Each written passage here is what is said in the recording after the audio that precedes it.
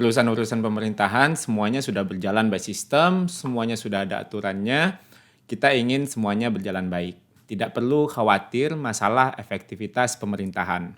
Jabatan menteri akan diambil alih oleh pelaksana tugas (PLT). Kita tunggu saja pengumuman resminya segera. Tentu ini akan menjadi sesuatu yang diprioritaskan. Terima kasih.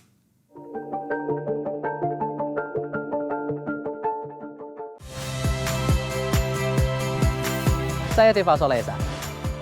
Saksikan program-program Kompas TV melalui siaran digital, pay TV, dan media streaming lainnya. Kompas TV, independen, terpercaya.